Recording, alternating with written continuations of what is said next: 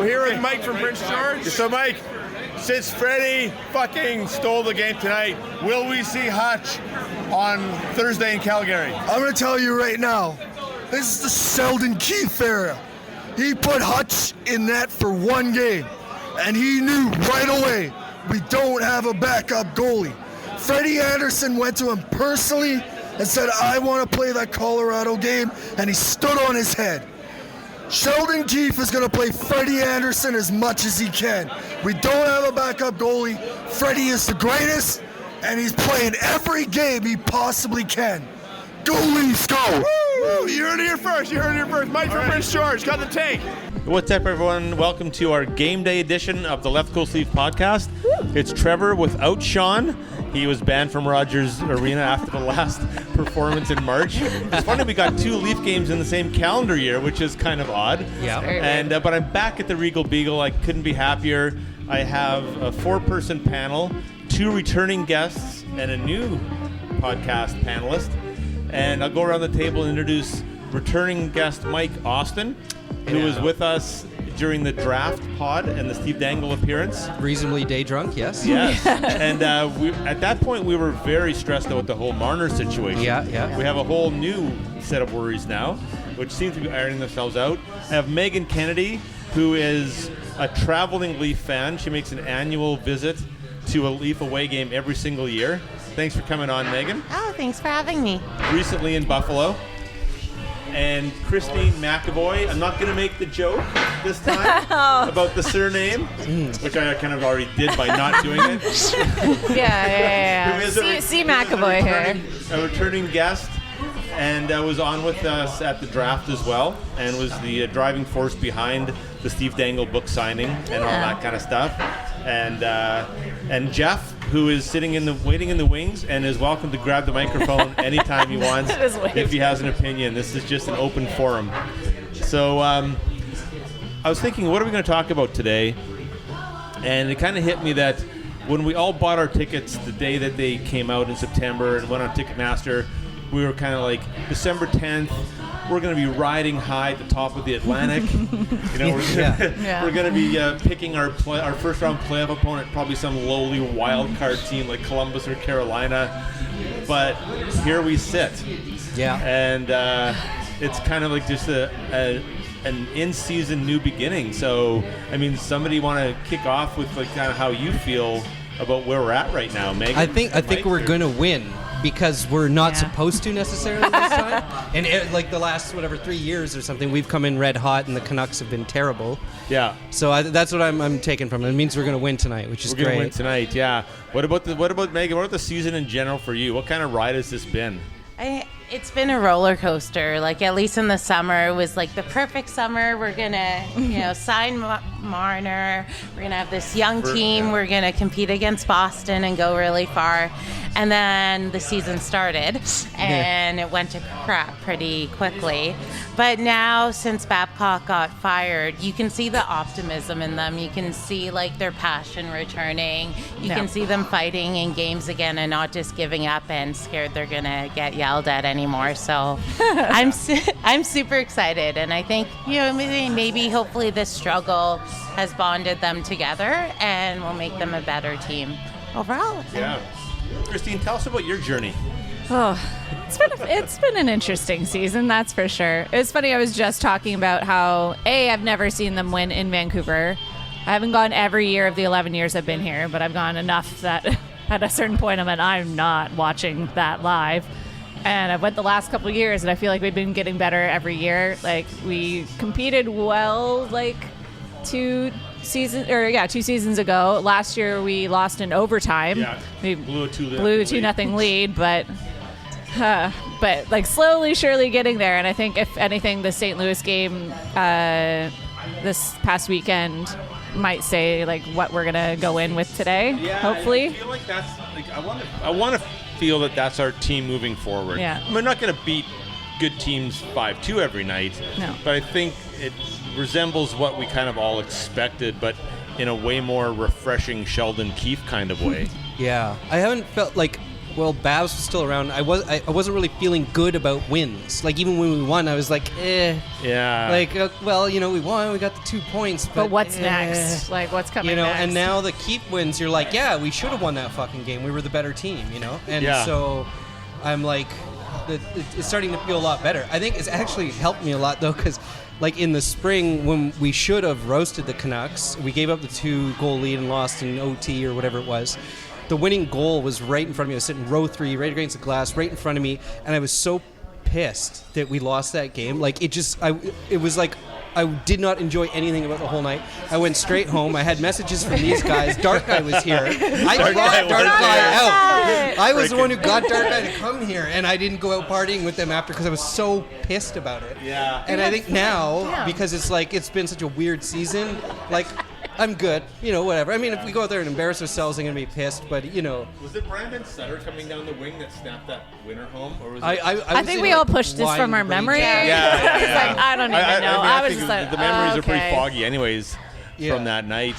I was in the 300s, So and I was I. went down to sit with some of the regulars from the Beagle in the 100s, and we were up 2-0, and they scored 2 goals. I'm like, I have to leave right now. And my friends that I was sitting with, her dad was up there, and he's a Canucks fan as well. And it's like, my dad says don't come back.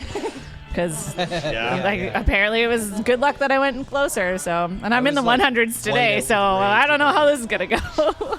Yeah. It's going to go well. Yes, it's going to go well. Through everything that we've been through this year, through the coaching change, through the Mitch Marner signing, guys starting the year injured, and then guys getting injured throughout the season, isn't it kind of weird that it seems that like Zach Hyman might be the glue that's bringing this team back together, and are we actually surprised about that? I wonder if he's like the happy medium of between like the Nas Babcock and Nas and stuff, but like the Babcock thing and the Keefe thing, like he can play under each, but he's like, right. I think he's one.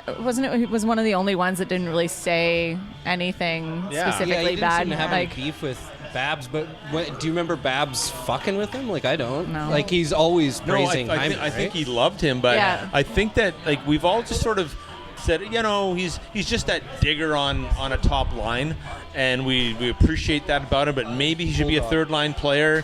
And then he moved to the third line for one game, and he kind of said like, fuck this, and they put him back with Tavares and Marner, and he had just an unbelievable game, right? Yeah. I think with Zach Hyman, he brings a lot of grit and drive to the team, whereas with Mitch Marner, when he came back, brings a lot of morality and like a lot of Pep. Yeah, Pep. Yeah, he's the team puppy, right? and space too, right? Yeah. When Marner's out there, everybody else gets a shit ton more space. Yeah, right? because that moment when he scored and then he waved to somebody in the press box. Oh my God. And then No, it was a press he was box. like a It little was just kid, like- right? Yeah. He waved Yeah. that to somebody, and then finally a couple of days later, it was like, who did you wave to? And it was like two of the training staff that like really helped with those rehabs. Yeah. He It's said, adorable. if I score, I'll wave to you. And like knowing the cameras are on him, he gives this like goofy childlike wave up to the press box. does to write people. kids' books. I don't think he would have ever done that with Babcock on the team. I thought it was No. going to be like I his thought it was a sister's really daughter. cool fun thing, moment. yeah. I definitely thought he was waving to a kid. Yeah. Looked like he was waving to a kid. I know he was so childlike, and the guy writes children's books, right? Yeah. Like, Yeah. But I'd That's like right. maybe through everything, like that's the guy that kind of is going to help turn our season around here. Besides other factors, right? Yeah. For sure. And you can see they're all playing with, and I hate Leafs Twitter. Okay. But Grit, Does grit, anyone like grit, hockey Twitter? I know. It's just, and going back to like '93, like it was the Leafs were actually a fairly shit team that year. They just had a good run in the playoffs. Let's not forget that. Right, guys. right, yeah. They weren't that great of a team. No. Okay, they're just idols now. But anyways, Hyman is sort of getting that sandpaper going again. Now Dermott, you see, he's picking it up a little bit. Matthews isn't backing away as much. Aside from Nylander still dumps away from the puck anytime somebody's trying to come and hit him. They're playing with a little more like sandpaper. Yeah. So Nachos just Nachos arrived. Thanks, Dale. it's been a welcome addition to the skill that they're already playing with. Absolutely, yeah. I think they have a good mix. And Megan, when you saw them, you're the only one of us who's seen them live this year, and it was kind of an unfortunate game against Buffalo where Hutch was in the net and he's struggling. Did you feel something different from what you've maybe seen with the Babcock coach team? Was there a little bit of a, like, you saw the structure live and not just what the TV camera showed you? Like, they're playing a way different style now, aren't they? And also, I went to their practice, so I was able to watch a bit of their practice back in Toronto. Yeah. Oh, yeah. And you could just see, like, Keith, like, you know, stepping aside with Matthews, talking to him, like, pulling the players aside, and them actually having a conversation, like a two-way conversation along with other groups of players. Right. And seeing them in Buffalo, it was a bit of a crazy day, but they definitely are more structured, and they seem to actually be playing more as a team and taking chances again, like with the defense pushing in. Man, they were pinching a lot, hey? Yeah. They're just so aggressive. Yeah. What's a defense? Yeah, what's defense? I've always said that this. I've always kind of joked, but I've said, like, during this Keefe Dubas era, they're going to be the first team that actually employs a 4-forward, 1 defense hockey line, and that's going to be like kind of the new norm, because what are defensemen these days except puck movers? They're not actually defenders in the old Scott Stevens, Darian Hatcher kind of way, are Generally, they? you have right? 5 defenders now, right? If the puck's in the zone, everybody has a job. Everyone just does a roll. And You can see it in the power play, you fill in too. gaps. Like the second they moved Barry up, they're like, here, you know that thing that you do really well? You get to do it now. I know, Yay. right? He was so sad. Like, he was so just visibly That's an easy way to sad. describe it. He was very sad. He was, and it's funny because we kind of know the guy growing up, right? And we watched him through his minor hockey career all the way from Pee Wee in Victoria. And, like, this isn't Tyson Barrow we know, and no one's ever given him an award for being a great defender. But he's the guy who just loves the game and plays recklessly, right? One thing that Mike Babcock once said that always irked me was that with Tyson Barrie, we got to break down and reinvent his game. Like, why? Why do we need to do that? What is he, his game is now or something? 29? I was like, his game is fantastic. Why break? I felt like when Sheldon Keefe came on, he was like, everything that Mike Babcock told you not to do, just forget it. Just do whatever you want. Do the thing you did in Colorado for us. Like, what's the point of signing a player who's like a third of the way into their human life and say, hey, like, the one thing that you do, we want you, but we want you to do it completely differently. Like, we like Tyson Barrie, the person, but not Tyson Barrie, the hockey player. Like, you're a fucking hockey team. You know? Instead of defending, just drop pass. Just drop pass. That's just a pot shot he takes at Dubas for the things that Dubas does, right? Yeah. Oh, 100%. It's like, these are the people I'd like you to use. And he's like, guess what? I'm not going to use them the way you'd like me to. So. Yeah. Well, that's the thing of the past. It is. So exciting. Well, and I really like how he's, like, playing the hometown boys. I was just going to say, there's so many playing today. Like Shore's getting in. Kerfoot, Barry, I know he's from Victoria, but BC boys. And I'm assuming Patan's in. I haven't looked yet. Yes. But I'm like, I figure he would be. Yeah. Yeah. Bozak. And No more Bozak. no more Bozy. Yeah, I was like, Bozzy's But he's a Victoria BCHL Grizzlies guy, right? I was like, no. Yeah. I know. Like, in the whole like the first day of training camp. Not that we want to go back on Babcock too much, but it's a huge part of the story of this season, right? But like, just like day one of training camp, saying, "Oh well, we need Jason Spezza now to change the way he plays," and then scratching him on opening night. It's like all that just diabolical stuff. Like, I'm just glad that's behind us. And I don't know what to do with my Bab socks. What's that? What do I do with my Bab socks? Well, He'll donate them. Just wear the shit out of them. I was gonna say I'm gonna use them when I work out. Just Just like get them really gross. And be happy that actually some of the money went to a good charity. Yeah. Those are camping socks, man. Oh yeah, camping socks. Just like all three, because they're can- pretty thin. Just all three is layers, and then the knee highs. And if you don't have the November ones, you can draw a mustache on it or whatever. Or on, like, the coldest days of the year, you could just put other pairs of socks over them. It. Yeah. Bottom layer socks. The That's what Mike Babcock has descended to, a bottom layer sock. I didn't Reg, say the it. producer, bringing a totally different level to the podcast. I thought Sean and I were just kind of on the edge sometimes. Hard at Babs. you're like admitting that if they're still good, just don't use them. Yeah. They're Bab socks. If they're good, don't use them. I see what you're doing there. My reaction was like, they're taking up room in my sock drawer. So I went to, speaking of Megan's Hutchinson experience in Buffalo, I came to a game around 2000 here, and it was the Sundin, Tucker, Roberts years, McCabe, and Cujo. Or like my brother came from Regina, and we're going to the game. We're watching Cujo and Glenn Healy. Starts the game. That's a lot. Like, oh my god! Like, are you serious? We came all this way. But they won the game. That actually just keeps happening to my dad. My dad's always on like the back-to-back nights. He keeps getting the backup goalies this season and last season. Oh no! Same thing in Buffalo. Well, I thought we were safe when we originally, because Babcock was so predictable. So I'm like, oh, okay, we'll get Freddie. Yeah. All good. We'll win that game. And then I'm like, oh no. I get why he did it. We went to game in Dallas in which year was it? A couple years 2 ago. seasons Anyways, ago. yeah. Oh, you went to that one too?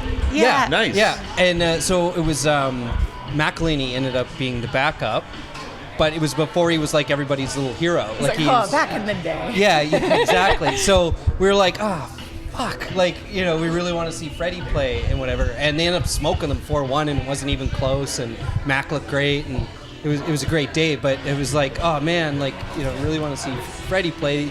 They might lose, and it worked out really well. So the day after the trade deadline, where do you guys see our defense? Will Cody Ceci be a member of our defense, or will we have?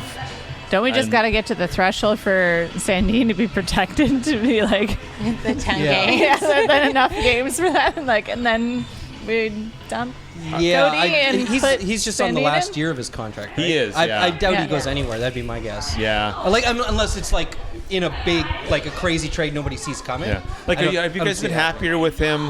Happier, air quotes, on sort of the third pairing again, more sheltered. Like since he went down there and Barry Riley have been the number one pair. We can't call them a shutdown pair, but let's say the number one pair. He's been less noticeable to me.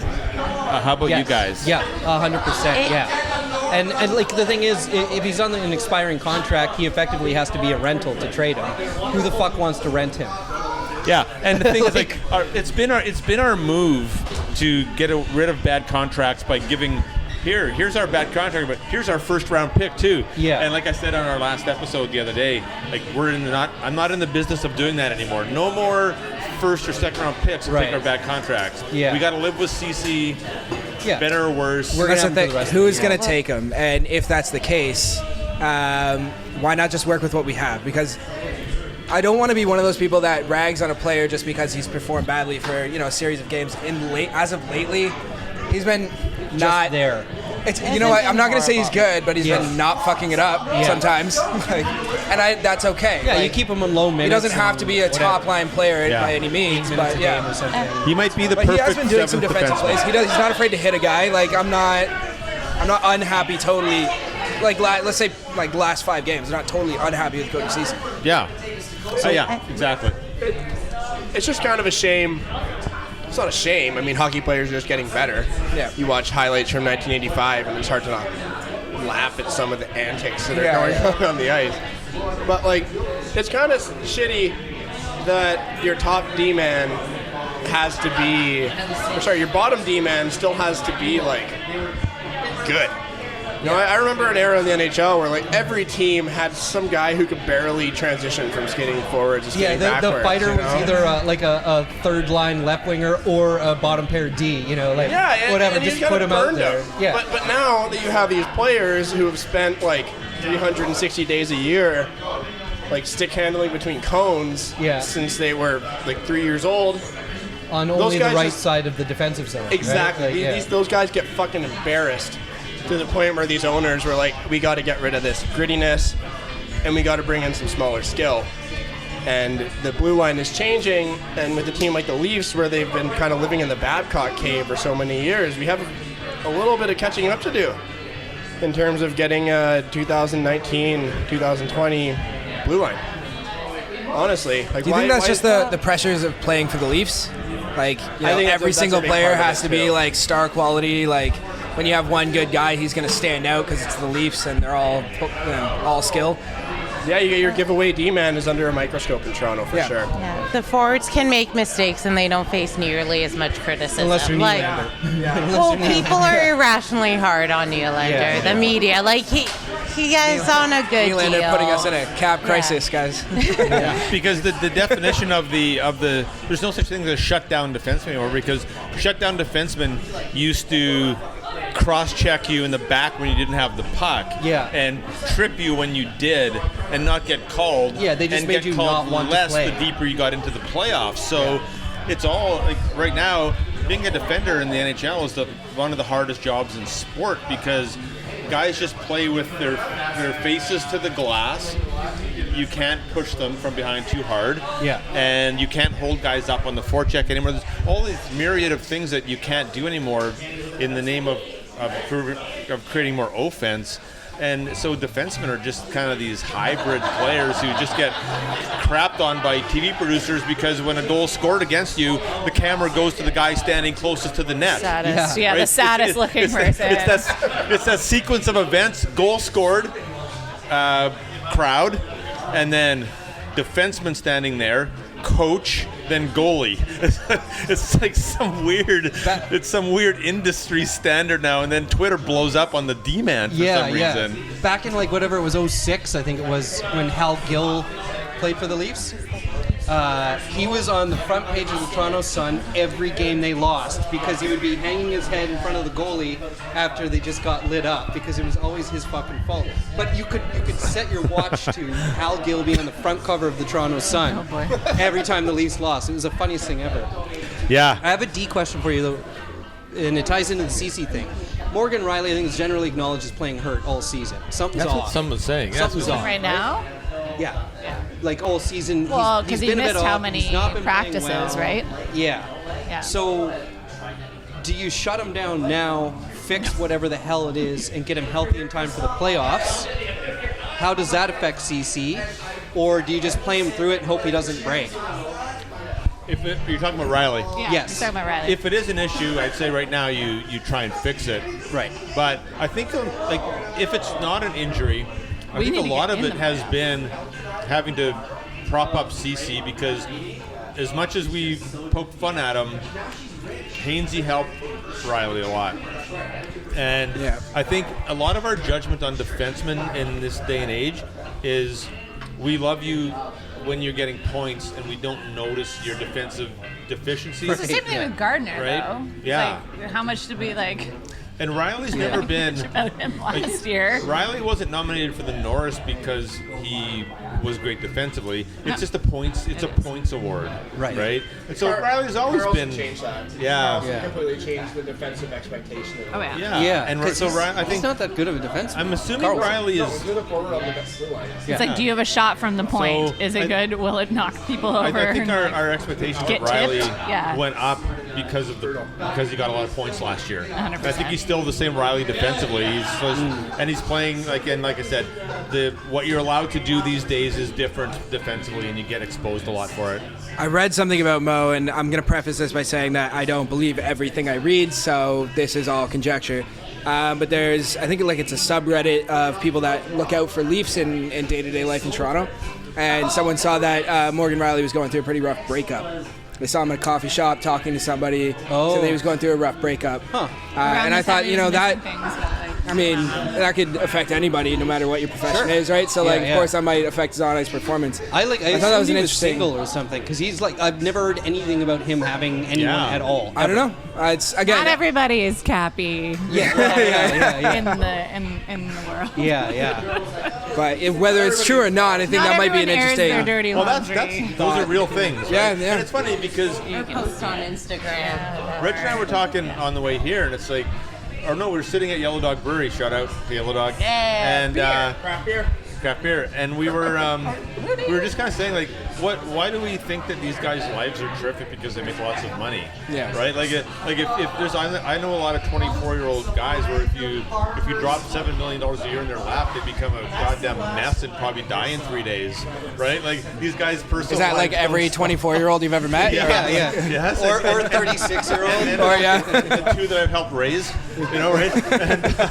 And so, like to think that these guys are impervious from any personal issues or anything like that. It's kind of naive. Oh no, right? yeah. Yeah, and I sort of touched on that when we were talking about Mitch in the summer. You did. Yeah, is like everyone's like Mitch just needs to grow a pair and tell his dad to fuck off and blah blah blah. I'm like, Mitch has no idea how to be an adult. No idea at all how to be an adult. There's no fucking way he had. Look at Michael Jackson. He was 50 when he died. He had no idea how to be a fucking adult either, too. Yeah. Like, it's just... Please don't make that comparison between those two human beings. I don't like that Mitch Marner one at is all. just like Michael Jackson. Mitch, Oh he's my full of God. energy. He likes to dance. He Good moonwalk on space. I'm Oh sure. my God! Hey! Okay. Oh, talking about that little girl in London. But you know what, Mike? my To God. even add to your point, to even validate your point even more, now that this sort of call-out culture is coming into I meant hugging. into hockey, we know how suppressed these players are by authority figures, right? Yeah. And how they just you do what you're told because these adults are in charge of your future, so you think, right? Well, you're talking about the Marner stuff in the summer. It's like I feel like the perspective for almost everyone has changed from him being like, oh, he just wants this much money. I was like, oh, if you knew back then what Babcock did to him, I know. no one would be saying that at all. Yep. Everyone would be like, yeah, get your money if you're gonna have to play Do you in think that do you situation. think that's a real thing that happened in his mind? Now that you heard that I was story? like, I'm not going to I settle believe if that. he's going to be here for like the next 3 years and that's his contract and they're sitting on it. Yeah, 100%. I'd be like, you know what? Yeah. If I have to play with this and this is what if I'm going to encounter something similar in the future, I'm going to sit on everything, get the money, because everyone's like, oh, he gets all the endorsements and stuff. Like, yeah, that's all under his control. He can do whatever he wants for that, but like that's not his everyday working condition. The Babcock tax. Yeah. Well, just look at the We're paying it. Franzen Which situation. I'm sorry, Like, when he was he a- showed up, I would never have thought that this is where we would be right now. Yeah. It's just Not at all. I find a lot of people with professional athletes love to have the whole like, no, shut up. You're making $5 million. You know, Every you time, pay me $5 million to play a game. I'd shut my mouth. It's like, you know what? People get crabby when they're on vacation for 10 days in fucking like the Caribbean. Yeah. And they're like, oh, I kind of wish I were home. Yeah. You know, it's like these guys spend Get like tired of this fucking bed. 150 days a year on the road. Beer. I'm a musician. I tour for like 3 weeks at a time, and it affects my mental health.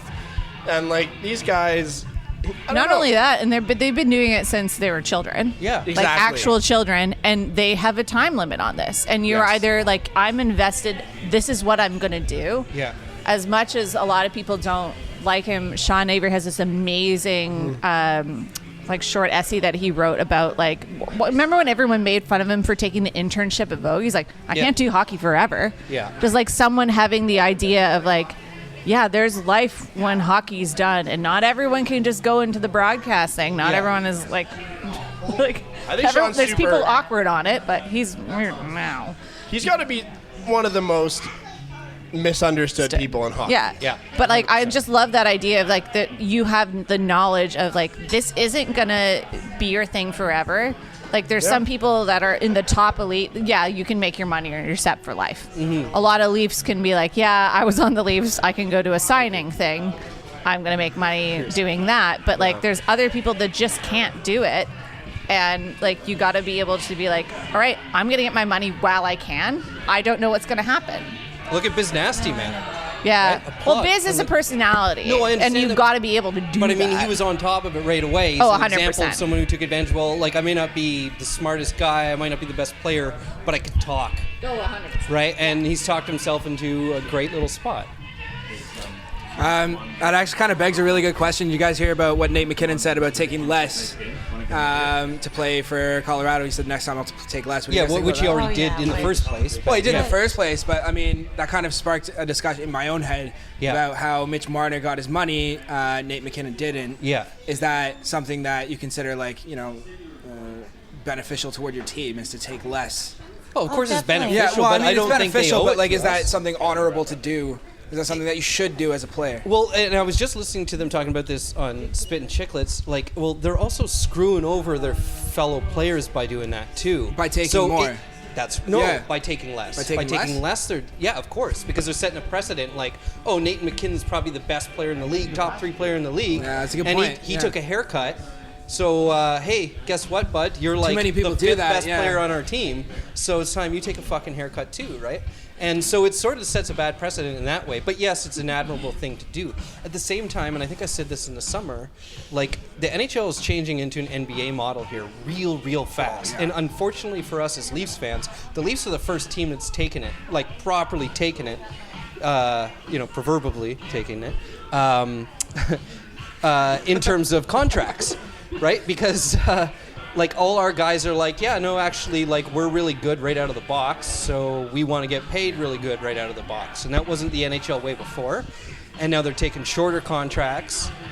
And am I going to be surprised if a Matthews or someone leaves at the end of their next contract? Not at all, because I think that's the NHL, the way it'll be then. It'll be like, you just, wherever you can get money and play for a competitive team, you're going to do it. I'm not saying that's going to happen with Matthews, and everybody saying he's going to go to Arizona don't understand a damn thing about guys that grow up liking a team and playing somewhere else in the NHL. But I do think it's possible if the Rangers are good then, or fucking LA or something like that is good then, would and Austin Matthews go 100%? Sure. Yeah. So that's the other thing too. We're is the when- first team to have to go through that. When Mitch signed, he wasn't just thinking like, hey, this is, eating up a lot of cap space right now. He was thinking like later on when the cap space hopefully expands a little bit, he's going to be making an average amount of money as opposed to a lot of money. I still think we're going to look at Marner's contract as good at the end of it. Oh, eventually. Yeah. Oh, for Right? sure. I mean, Eventually, like, Willie's contract is already good. Yeah, it's already a steal. Like, it's already The cap will go up. Marner's will take No, a it's bit a cap longer crisis. to get It will take a there, bit just longer, because but of the at the amount we're paying him. The whole, what is it, 6 years, I think? So we're going to wrap up here. Is there a chance we're back here for a little post game? Any of you guys going to be back here for after the game? Might do a little post game wrap up, perhaps. Let's see what happens. Is at Mike the going to game. get despondent Hopefully and we just be will like, no, I'm going home. It depends. If they slaughter them, I might come back. Yeah, They do have to- it really they do have to depends be on their There's like a abolished for work vent at, or like, like 7. So you're we'll happy go or around. you're sad. We'll go around the table into our gratuitous prediction segment. So Mike, first tonight. What Canucks do I Leafs. think will happen? I think it'll be a loose and fast game because both teams have had a couple days off. So I think it'll probably be something like a 4-3 or a 5-4 or something like that. Obviously, I'm hoping for a blowout because we deserve one. Yeah. So I'll just stick with 5-3 on an empty netter of a 4-3 game, but I won't pick the team. Okay. Megan. 5-1 for the Leafs 5-1 winning. Leafs. Right. Freddie's going to shut the door. Yeah, we right. have Freddie and Nat. All right. So Okay, Jeff. I'm going to say 4-2, and I'm going to say the Leafs score first.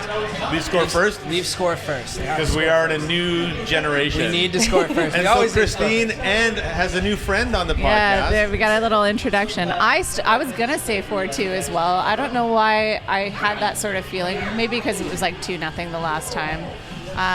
I really feel like we have to win this one.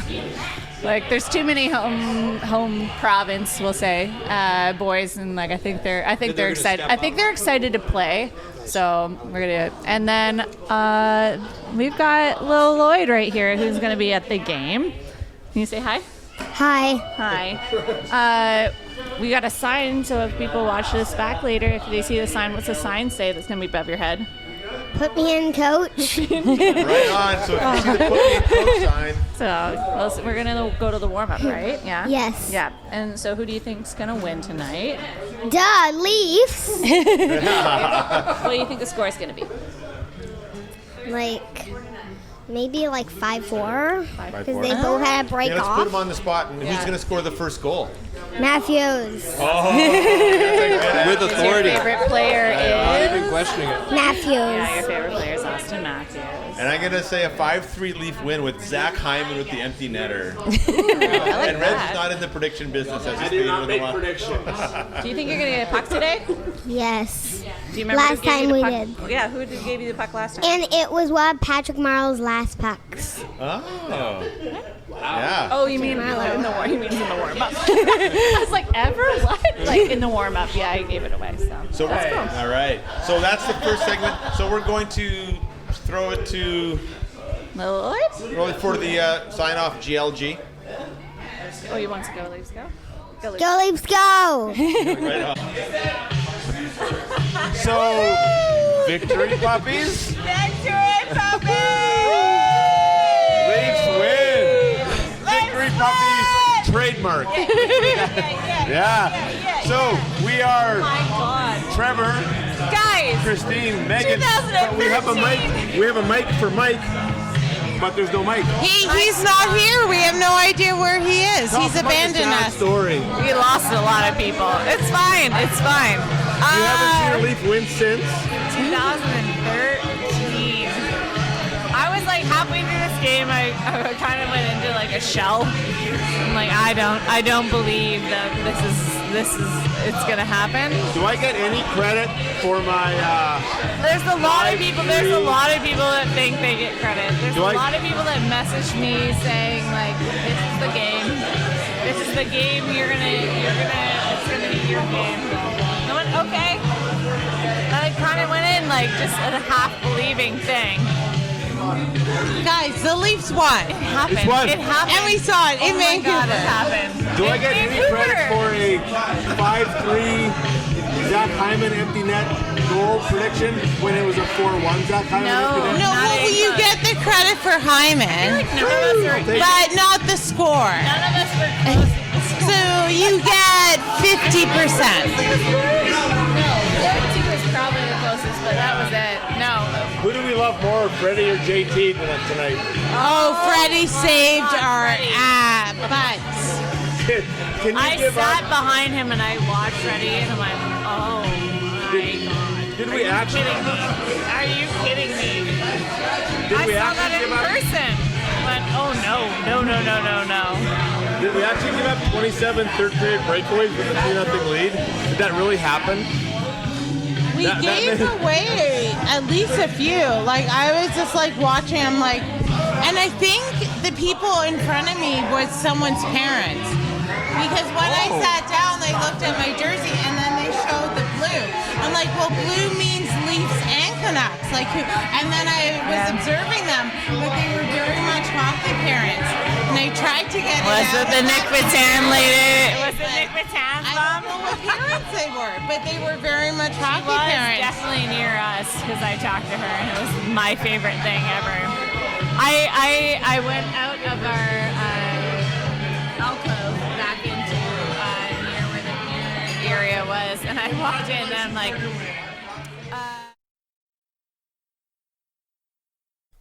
Hey, pod listeners.